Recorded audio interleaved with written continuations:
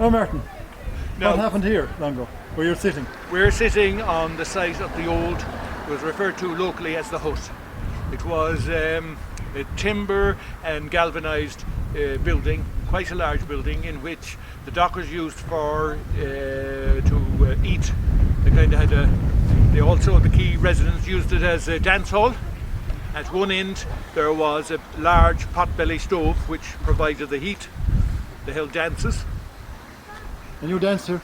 No, You I was danced here. before The your only time, right? reason I can remember it was because I, as a very small child, my grandfather was working here on the docks, and we come down to bring the hot food down at midday for him to have his lunch.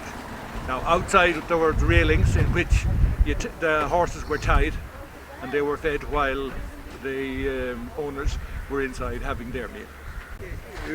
For the older residents of Westport, the front of the old church was decorated for the Corpus Christi procession, and the residents at the quay here,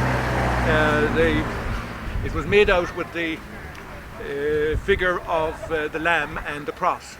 So they inserted flowers into it, and it was draped over the full front of the church in Westport, the old building, before they renovated it. And The Quay residents. yeah, the sole right to that. Sole right to that. I heard that too. Yeah, and they decorated the railings outside the church. So if you see an old photograph of the church, you can see where the railings, they decorated that, and they also put from the belfry down to over the door was decorated with, as we said, with the.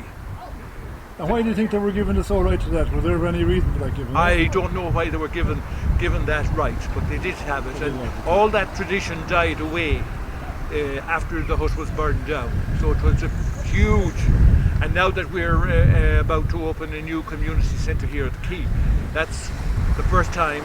It must be.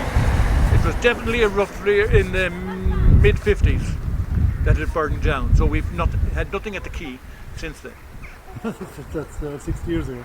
Yes, yeah. There's been talk a number of times about a community centre here at the Quay.